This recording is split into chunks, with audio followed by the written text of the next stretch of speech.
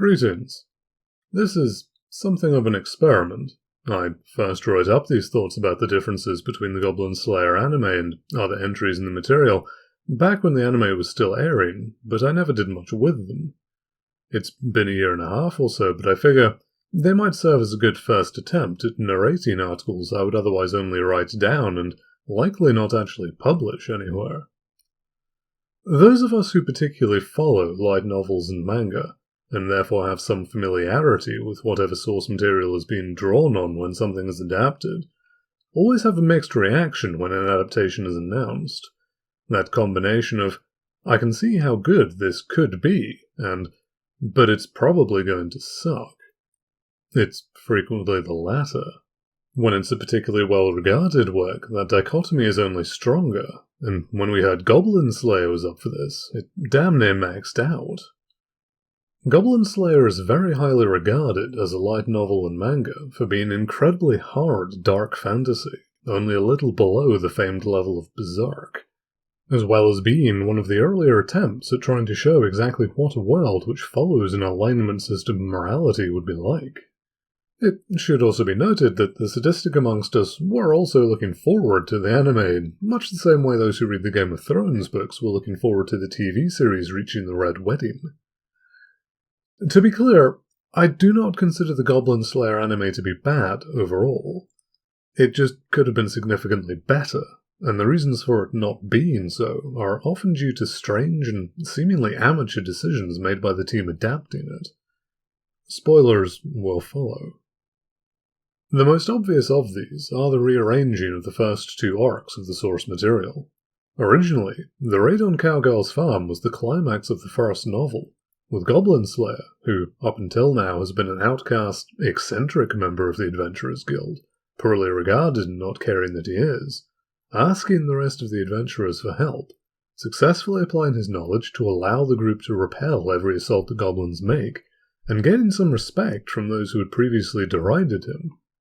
And for his part, he finds there are people who will choose to stand with him and help him, even without compensation, a novelty in his up until now solitary existence. The story then moved on to Watertown, where these first elements of Goblin Slayer being returned to humanity by the efforts of his friends are built upon. In the anime, these structures are reversed, to the undermining of the deeper progression of the character's story, even if the surface action is more impressive.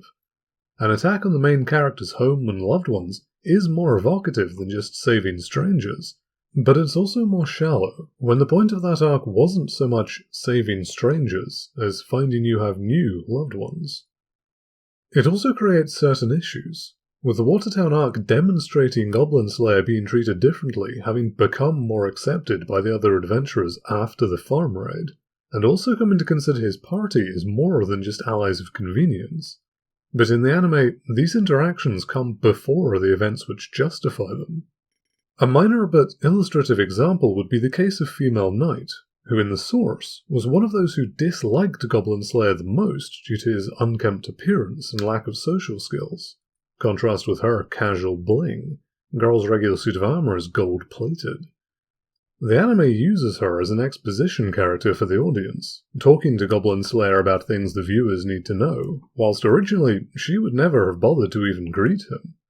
And this fundamentally changes her character, as whilst the anime says she is attempting to become a paladin, in the source she's seemingly already fallen from that role, due to her attitude being so callous, venal, and coarse, that her god has apparently stopped granting her magic out of disgust, something she refuses to acknowledge might have anything to do with her own behaviour.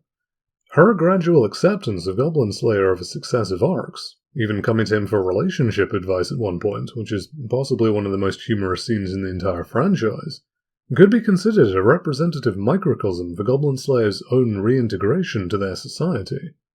Another example would be Goblin Slayer calling on Spearman to bring him a package in Watertown, something Spearman would be loath to do before the farm raid, due to regarding Goblin Slayer as a rival for Gilgal's affections. And furthermore, Goblin Slayer specifically mentions the fact he made the delivery a proper quest, calling back to the way Spearman chastises Goblin Slayer when the latter asks for help defending the farm, except that hasn't happened yet in the anime. And crucially, The switching of the arcs just seems unnecessary. Had the Watertown arc not had a suitable plot beat to serve as the end of an anime cour, or even one simply not as powerful as the farm raid, a case could be made for the change. But the Watertown arc provides the light novel equivalent of a mic drop, as after rejecting Sword Maiden's desperate advances upon him, our main character offers her salvation of a different sort, saying he'll come and kill goblins for her whenever she needs him to, even in the deepest areas of her mind where she's been having to face her terror all alone, because he is Goblin Slayer, as he walks out of the scene. It should be noted that this actually works, with Sword Maiden sleeping better from this point on than she's been said to be able to do for a very long time. However, much as the reordering of major plot beats undermines Goblin Slayer's personal character development in subtle but significant ways, other adaptational decisions similarly undermine the story as a whole. There are alterations to the dialogue, though these could be due to translation, such as the first time Goblin Slayer meets his future party and has learned about the goblin nest they want his help in defeating. In the light novel, High Elf Archer exclaims if he's intending to destroy it himself and if he's insane, to which he simply replies, yes. Goblin Slayer is well aware of how mentally damaged he is, but the way the anime phrases that scene diminishes this implication.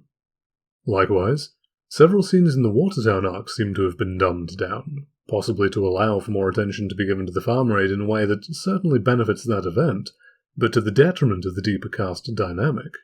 Many of these issues occurred during the battle against the Totally Not a Beholder. A lot of things were cut from this fight, ranging from it dispelling one of Priestess's protection spells, which is why she says she only has one spell left after only apparently having cast one. They didn't update the dialogue to remain accurate. Before it fires off disintegrate rays, requiring Elf's diversionary actions. Yet her attempts simply involve her running around in a circle, whereas the manga has her wall running and flipping over the death beams, all the while bitching to herself about how her sister would be shooting its eyes out at the same time.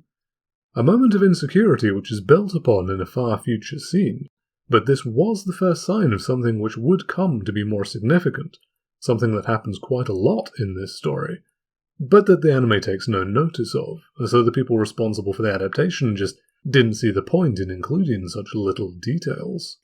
The scene with Guild Girl asking for Goblin Slayer's assistance during a promotion exam is another manifestation of this. We are shown the arrogance of Rhea Scout, and the fact he's been stealing from treasure chests he finds rather than sharing the loot equally with his party, but the other members of his party are never seen. As it happens, they're all feeling financial pressure due to Rhea Scout's actions, including one who is trying to feed his family, and they're desperate for this promotion so they can start taking better paid, but more dangerous, quests, because Rhea Scout is ripping them off. The reason Goblin Slayer is so angry about a situation that doesn't involve goblins, for once, is that Rhea Scout has been betraying the trust of his party, and Goblin Slayer considers that inexcusable, not least because he's just finding out how important that sense of belonging is himself. And in many ways, the manga demonstrates what the anime should have been doing. When it doesn't stay literally true to the light novel, it typically improves the material in a way the anime does not. During the first fight, small vignettes about the rest of the rookie party are given as they're killed, to really heighten that these weren't just disposable NPCs, they were how most people's stories start. It's just that in this world, many never make it any further. The latest speech Goblin Slayer gives about he being to goblins what goblins are to regular people is given during the attack on the fort in the anime, but the manga has him say it to Guild Girl, serving as his own tortured backstory in the process, also annoying Guild Girl due to the role it places her in as the giver of evil quests. Though really, she's just wanting him to stop thinking of himself as a monster.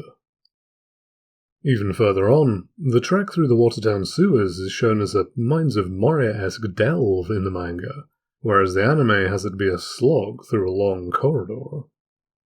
The manga also includes brief, almost instantaneous moments of humour, often underrated in dark fiction, but it gives the mind a chance to metaphorically catch its breath and relax, allowing the next plot beat to have the fully intended emotional weight.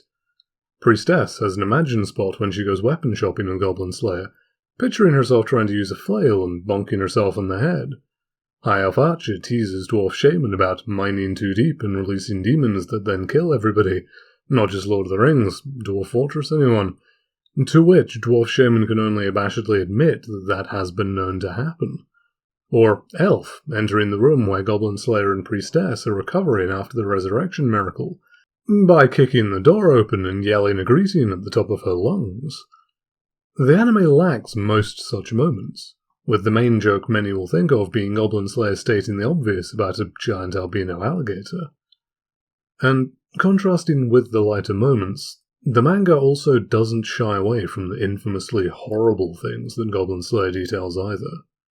After the controversy of the first episode blew up, one of the lesser-seen criticisms was that it could just be going for shock value to hook viewers in that all-important first impression, and then it would settle down into being somewhat generic for the rest of the run. As it so happened, that turned out to be entirely accurate. Almost all of the other equally as terrible events which happen over the rest of the covered material are either glossed over or adapted out. For example, in the source material, the incident with the Elven Tree Fort is preceded by another party of female steel-rank adventurers trying to save the captured women on behalf of the nearby village, and dying horrendously, with the manga adding the aspect of their formation collapsing due to their vanguard being brained with a sling bullet due to her not wearing a helmet. An incident referenced out of nowhere in the anime by Goblin Slayer having a similar attempt to bounce off his famously never-removed helm. Indeed, the fate of the unfortunate ladies is actually shown in brief background shots, but if you didn't already know what you were seeing, it would just be meaningless detail. Another subtle yet significant element that doesn't appear in the anime is the fact that goblins have language. At no point until the last episode are any goblins shown communicating with each other, and the Goblin Lord is only shown using broken human speech in an attempt to beg for his life. This lack makes it much easier to consider the goblins as nothing more than animals of a sort, beasts, representing something of a natural hazard of the world, rather than the far more horrifying realization that this is a race of creatures that take intelligent pleasure in the atrocities they commit. In the Lord's case specifically, his backstory reveals that he is the proof of Goblin Slayer's no-mercy approach even to goblin children being entirely justified. The Lord was a child, spared by a sympathetic female adventurer, who then bashed her brains in with a rock as soon as she turned to leave. And he repeated this tactic of appealing to sympathy many times until he grew to his current status. It took someone as ruthless as Goblin Slayer to finally end him, but the anime downplays the ramifications of the situation. The aversion to these lacks is the fact that the anime provides far more focus on the climactic, for the anime, battle at Cowgirl's farm, with excellent scenes of other famed adventurers kicking ass in spectacular fashion. It provides more focus on background characters from the manga and appearances of known adventurers from the prequel. But it somewhat feels like low-hanging fruit, like the team decided to drop many instances of character growth and cast bonding in favor of added action scenes at the end, which only matter until the credits roll. But if we assume the team had these grand ideas for this battle sequence, it's possible to see that having it come halfway through the run could have made the second half of the Kura feel lacking by comparison. I just personally don't agree that the trade-off was worth it, especially when considering future content. The Goblin's Crown movie is due on smaller screens in the next few months, and a second Kura is supposedly coming in 2021. After all of the above, however, all of the dumbing down and snarling of plot threads for no necessary reason in my opinion, there is one last aspect of the story the anime leaves out, and it is egregiously bad. The tagline for this story is, "He does not let anyone roll the dice," a motif prominently represented in the OP no less. It's perhaps easy to assume this is a stylistic choice based on how much inspiration the setting clearly takes from tabletop role-playing games. This is incorrect. It is a fundamental element of the setting, as everything which happens is literally a game being played by two supreme deities, above even the gods the characters worship in the story, and their roles of chance are what manifest as the events the cast have to deal with. Illusion controls the heroes, whilst truth serves to place obstacles in her way. But Goblin Slayer is a wild card. He leaves so little to chance that neither god can influence his fate, nor tell what actions he might do, which is why he's still alive.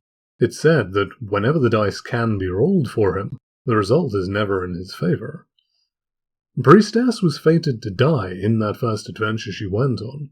Indeed, she was Illusion's chosen main character for their latest game, until Illusion critically fumbled a role, as she is wont to do, and moved on to a new character, chosen heroine, who, amusingly, was herself supposed to have the tragic backstory of her village being destroyed by goblins, but, well, someone interfered, allowing her to grow up very happily and possibly explaining why she's so goddamn cheerful all the time now. Goblin Slayer appearing and saving Priestess is just something he does, which delights Illusion and really frustrates Truth. From the god's perspective, it's akin to a game piece challenging a dice roll and telling the players to go screw themselves. Aside from this being a massive element of the setting that the anime simply ignores outright, it does actually come to matter more in later volumes, as Priestess's original role as the heroine of her own adventure still has some lingering consequences that she slowly learns to take advantage of. And in the prequel story, another character is fully aware of this nature of their reality, and seeks to move off the board and possibly take a seat at the table, something she is implied to have eventually managed to do. Yet, even without actionable reasons for including Truth and Illusion, as they don't actually do anything, they are the reason the story exists in the first place, and cutting them out only reinforces the idea that all the anime cared about was the action, and anything which might distract from that was able to be discarded. Which is such a shallow take on what this story is, I'm mildly surprised they didn't give chosen heroine even more screen time than they did create for her, given her adventures are far more stereotypically action-oriented. Perhaps the title got in their way. TLDL. The team behind this adaptation seemed to have looked at the show and thought, hey, it's about a guy who kills goblins, let's do more of that. Except it isn't. Not really. It's about a man slowly being rehabilitated from a life where killing goblins is all he has. They appear to have understood the point of this story about as well as Goblin Slayer himself appreciates the full scope of the human experience. As I stated at the beginning, this is something of an experiment to see how well I can accomplish adding a verbal and potentially visual aspect to reviews I've had written or reviews I intend to write. Hopefully this was entertaining and my voice doesn't put you to sleep, and if this takes off I'll very much consider doing more in the future. Thank you very much for listening.